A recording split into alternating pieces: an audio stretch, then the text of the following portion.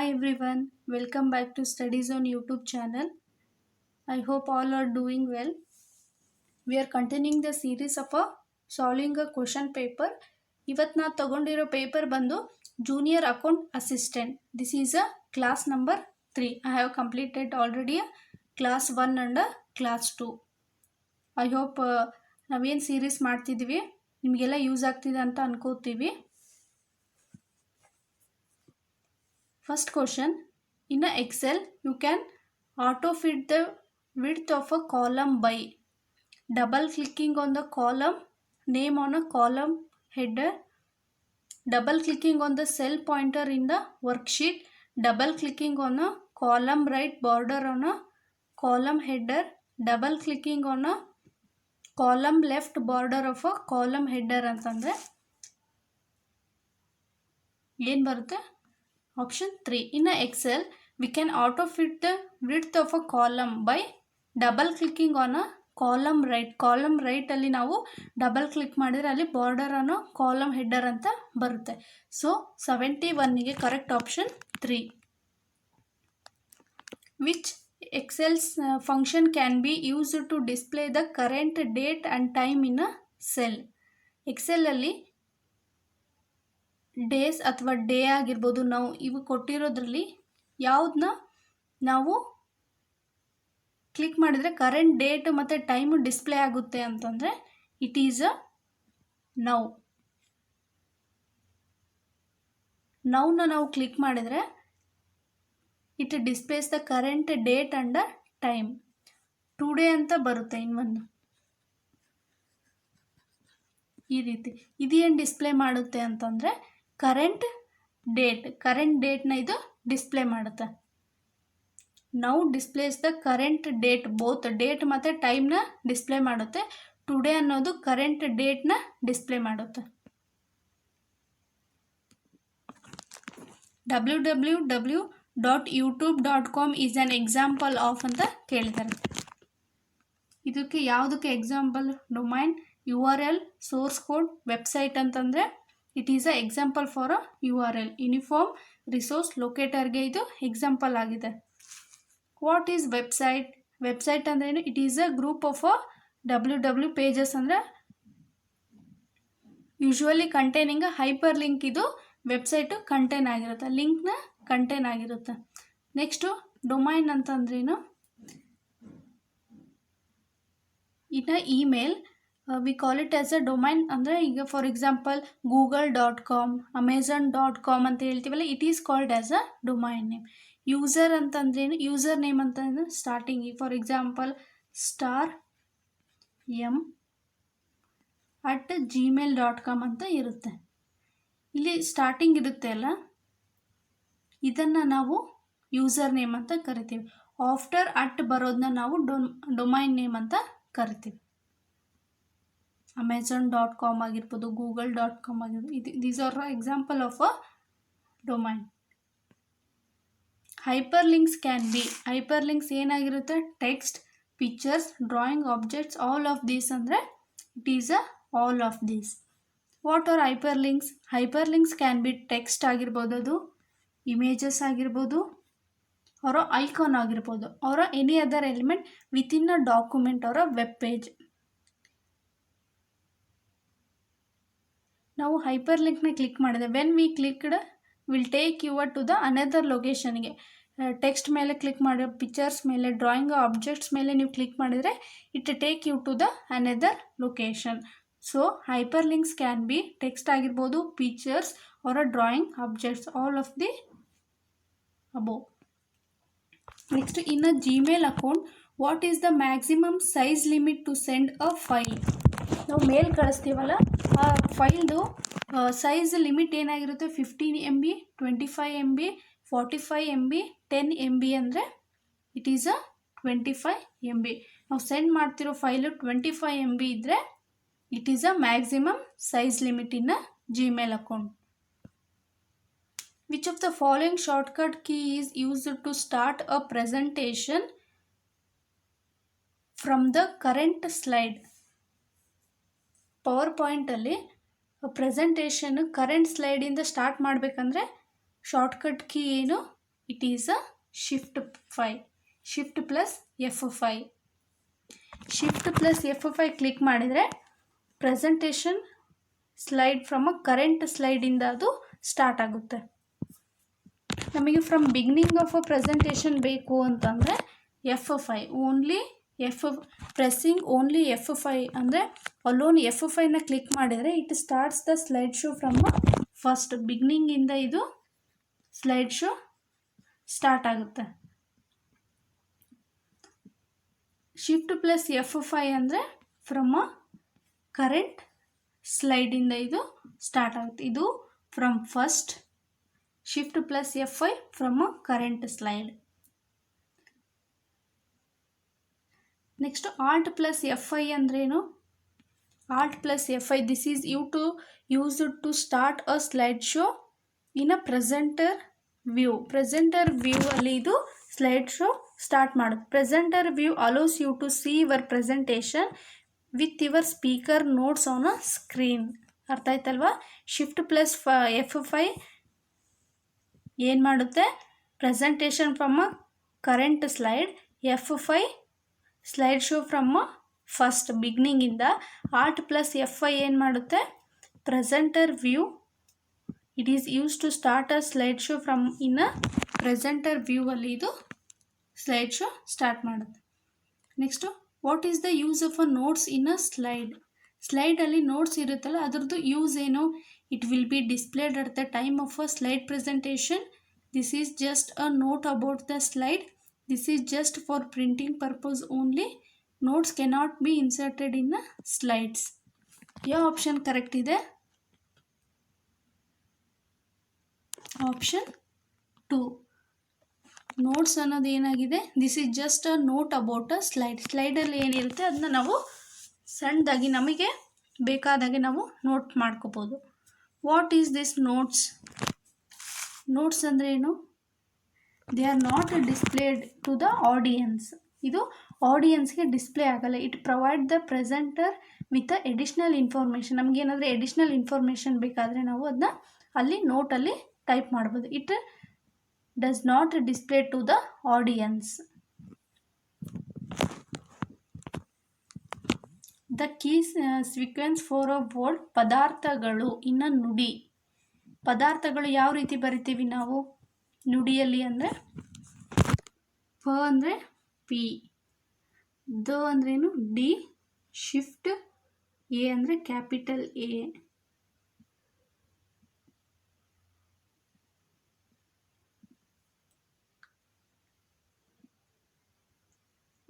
ತ ದೊಡ್ಡ ತ ಇದೆ ಅದಕ್ಕೆ ಕ್ಯಾಪಿಟಲ್ ಟಿ. ನಾನು ಹೇಳಿದ್ದೆ ಈ ಸಿಂಬಾಲ್ ಬಂದರೆ ಏನು ಯೂಸ್ ಮಾಡಬೇಕು? Capital F. ಕ್ಯಾಪಿಟಲ್ ಟಿ ಆದಮೇಲೆ ಕ್ಯಾಪಿಟಲ್ ಎಫ್ ಎಲ್ಲಿದೆ? ಆಪ್ಷನ್ 2. ನೀವು ಈಸಿಯಾಗಿ ಐಡೆಂಟಿಫೈ ಮಾಡ್ಬೋದು. ಸೊ 78ಗೆ ಕರೆಕ್ಟ್ ಆಪ್ಷನ್ 2. ಒಬ್ಬ ಸ್ಟೂಡೆಂಟು ಡೀಟೇಲಾಗಿ ಎಕ್ಸ್ಪ್ಲೇನ್ ಮಾಡಿ 360 ಅಂತ ಹೇಳಿದರು. ನಾನು ಎಷ್ಟು ಬೇಕೋ ಅಷ್ಟೇ ಇದರಲ್ಲಿ ಎಕ್ಸ್ಪ್ಲೇನ್ ಮಾಡ್ತೀನಿ. ನಿಮ್ಗೆ ಡೀಟೇಲಾಗಿ ಬೇಕಂದರೆ ನಾನು ಕಂಪ್ಲೀಟ್ ಕ್ಲಾಸ್ ಮಾಡಿದ್ದೀನಿ. You can go through that class and you can learn about the particular topic. What is the current arrangement of a memory types in a decreasing order of a access time? Decreasing ಆರ್ಡರಲ್ಲಿ access ಟೈಮ್ದು current arrangement ಯಾವುದು ಅಂತ ಕೇಳಿದ್ದಾರೆ. Hard disk, cache, main memory, hard disk, main memory, cache, hard disk, main memory, cache, hard disk ಅಂತಂದರೆ it is a second. Hard disk, main memory, catch.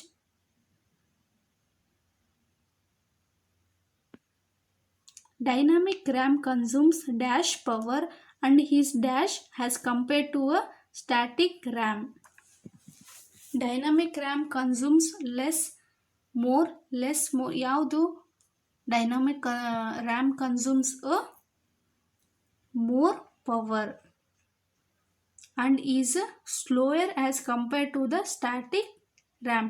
DRAM ಏನು ಮಾಡುತ್ತೆ? Dynamic RAM it is consumes a more power and it is slow compared to the static RAM. DRAM ಮತ್ತು static RAM ಇದೆ. DRAM ಏನು it is a slower. It is a static RAM ಏನು faster. It is a less expensive. It is a more expensive. ಅರ್ಥ ಆಯ್ತಲ್ವಾ? Dynamic RAM ಅನ್ನೋದು slow ಆಗಿರುತ್ತೆ, ಜೊತೆಗೆ it is a less expensive. Static RAM ಏನಾಗಿದೆ, it is a faster compared to the dynamic RAM and it is a more expensive.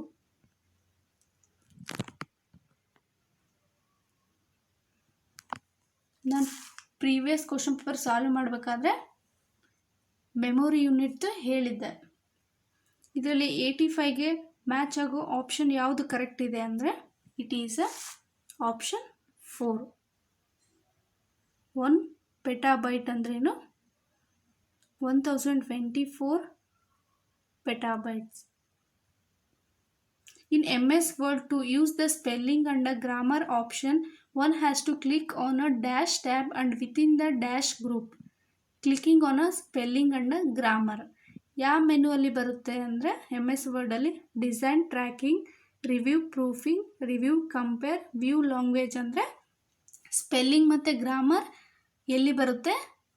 Review ಮತ್ತು ಪ್ರೂಫಿಂಗಲ್ಲಿ ಬರುತ್ತೆ.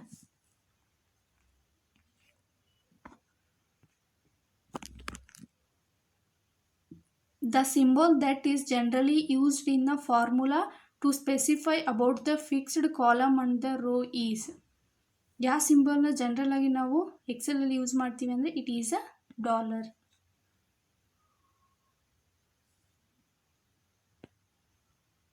Match the following.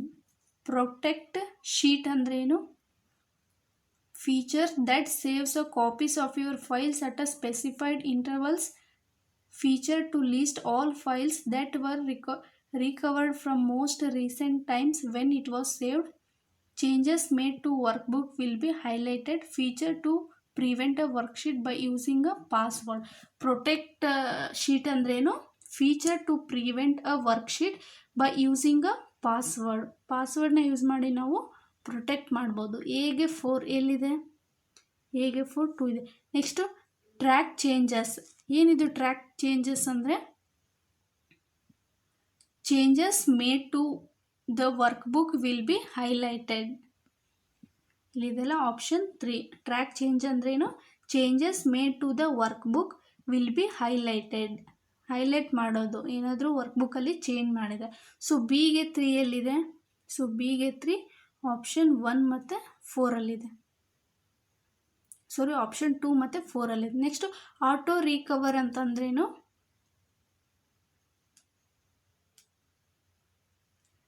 Auto recover ಅಂದರೆ feature to list all files that were recovered from a most recent times.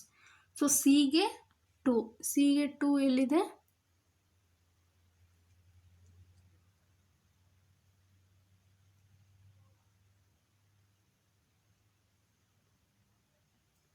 So protect sheet ಎಗೆ 4. Track changes ಬಿಗೆ 3. Auto recover ಸಿಗೆ ಏನು ಬರುತ್ತೆ? Option 2. Document recovery ಅಂದರೆ feature that saves copies of your files at a specified intervals. So ಡಿಗೆ 1. Match the following in a correct order. Internet Explorer, Chrome, Safari, Navigator, Linux ಅಂದರೆ internet ಎಕ್ಸ್ಪ್ಲೋಸರ್ ಯಾವಾಗ establish ಆಗಿದೆ ಅಂತ ಕೇಳಿದ್ದಾರೆ. ಇನ್ 1995. ಎಗೆ 4 ಎಲ್ಲಿದೆ? ಎಲ್ಲ ಆಪ್ಷನಲ್ಲಿ ಇದೆ. ಕ್ರೋಮ್ ಯಾವಾಗ ಆಗಿದೆ?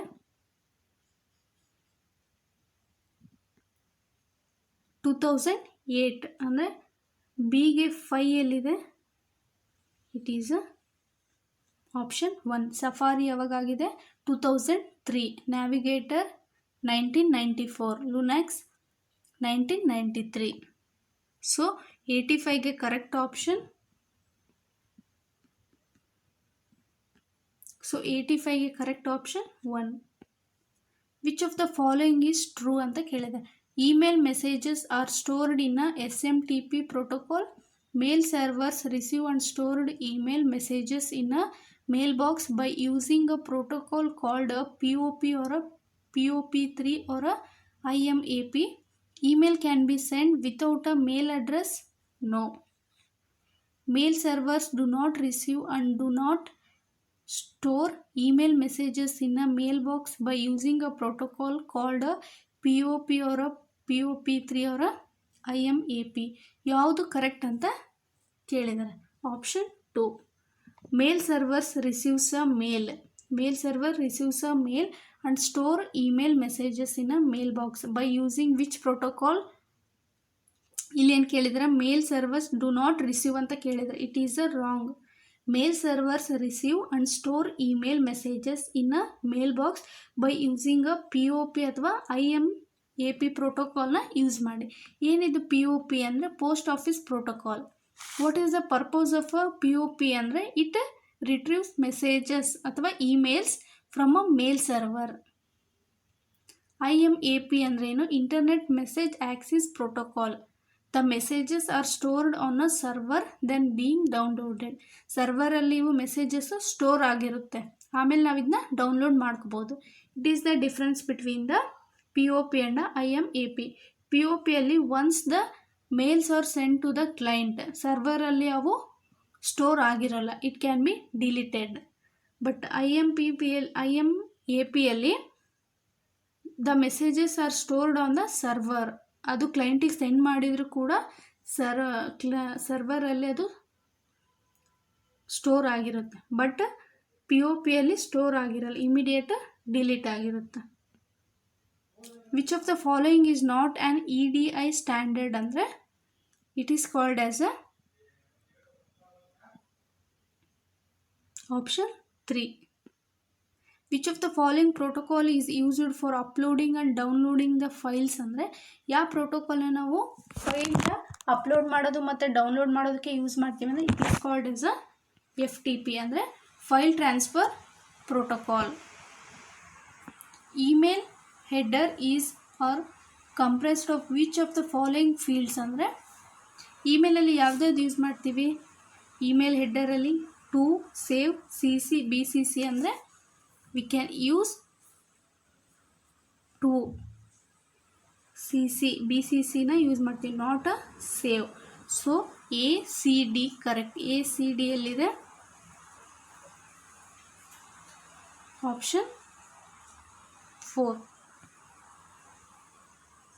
Next choose the correct one from the following. MIME stand for MIME ಇದು ಎಕ್ಸ್ಟೆನ್ಷನ್ ಏನಾಗಿದೆ? It is a multi-purpose internet mail extension. Dash views of a slide allowing the user to organize the order of a slides prior to printing, whereas dash view removes all the restrictions on a web page like ads, sidebars, etc. to show just the important content of a page. ಎಲ್ಲಿ ನಾವು use ಮಾಡ್ತೀವಿ? It is a slide sorter. Slide sorter views of a slide allowing the user to organize order of a size. ನಾನು previous class ಮಾಡಬೇಕಾದ್ರೆ ಹೇಳಿದ್ದೆ, ಸ್ಲೈಡಲ್ಲಿ ನಾವು ಇಲ್ಲಿ slide ಸಾರ್ಟರಲ್ಲಿ we can rearrange the slides in ಆರ್ಡರಲ್ಲಿ ನಾವು ರೀಅರೇಂಜ್ ಮಾಡ್ಬೋದು. ಸೊ ಸ್ಲೈಡ್ ಸಾರ್ಟರ್ ಮತ್ತು whereas reading view removes all the description on a web page. So 91ಗೆ correct option 1. In a Microsoft PowerPoint, the two types of sound effects files can be added to a presentation or sound effect file ಯಾವ್ಯಾವ ಬರುತ್ತೆ? It is a wave file and a mid file. These are all the sound effects files ಆಗಿರುತ್ತೆ. Next GIF ಅಂದ್ರೇನು ಅಂದರೆ graphical interchange format.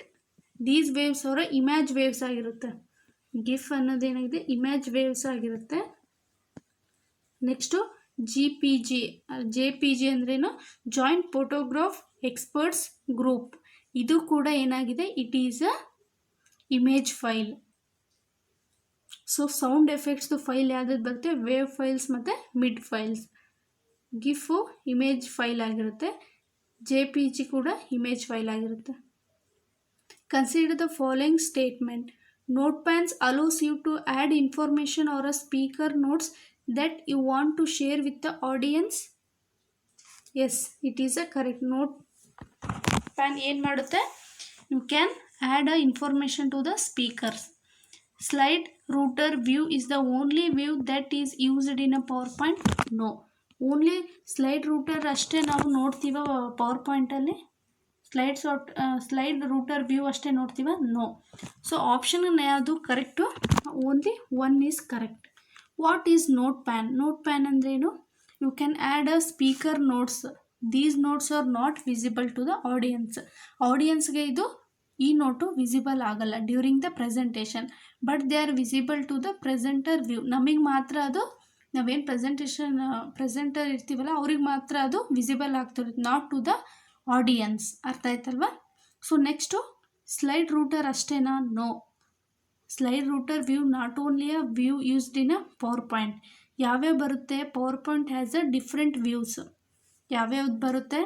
Normal view ಬರುತ್ತೆ, slide sorter view ಬರುತ್ತೆ, notes page view ಬರುತ್ತೆ, next reading view ಬರುತ್ತೆ, next slide showing view ಬರುತ್ತೆ. These are all the various types of a views in a PowerPoint, not only a slide router view. Next, where does the processor reside on? In a motherboard. Shortcut key to close the active window is. Active ವಿಂಡೋನ close ಮಾಡಬೇಕಂದ್ರೆ shortcut key ಏನು? It is a Alt + F4. ಹಲವಾರು ಬಾರಿ ಈ question repeat ಆಗಿದೆ. Which of the following is false for Microsoft Office PowerPoint? Ctrl+P shows a printing option. Yes, Ctrl+P ಒತ್ತಿದ್ರೆ ನಮಗೆ printing option ತೋರಿಸುತ್ತೆ. Correct. F5 starts from a current slide. No. ಇವಾಗ ತಾನೇ previous question ಹೇಳಬೇಕಾದ್ರೆ ಹೇಳಿದೆ. F5 ಏನು? Slide show start from a ಬಿಗ್ನಿಂಗಿಂದ start ಆಗುತ್ತೆ. Shift+F5 starts from a current slide. No. Yes, Shift+F5 starts from a current ಸ್ಲೈಡಿಂದ start ಆಗುತ್ತೆ. It is correct. F5 ಇದ್ದರೆ ಬಿಗ್ನಿಂಗಿಂದ ಸ್ಟಾರ್ಟ್ ಆಗಬೇಕು, ಬಟ್ ಅವರು ಕರೆಂಟ್ ಸ್ಲೈಡಿಂದ ಹೇಳಿದ್ದಾರೆ. So it is wrong. Ctrl+H hides a navigation button. Yes. ಯಾವುದು false ಅಂತ ಕೇಳಿದರೆ it is a option 2. F5 starts from a current slide. No. F5 starts from a beginning. Default size in MS Word 2019 is.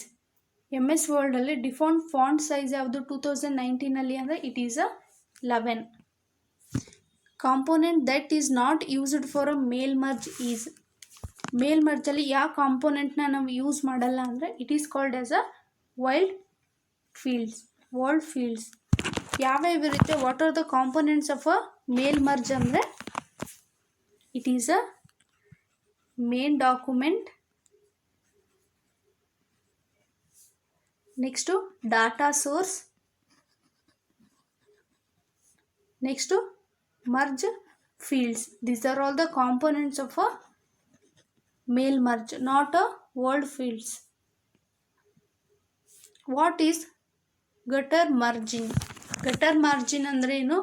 Margin that is added to a left margin when printing, margin that is added to a right margin when printing, margin that is added to a binding side page when printing, margin that is added to a outside of a page when printing. ಅಂದರೆ correct option ಅದು option 3. margin that is added to the binding side of a page when printing. what is gutter margin ಅಂತಂದ್ರೇನು? it is a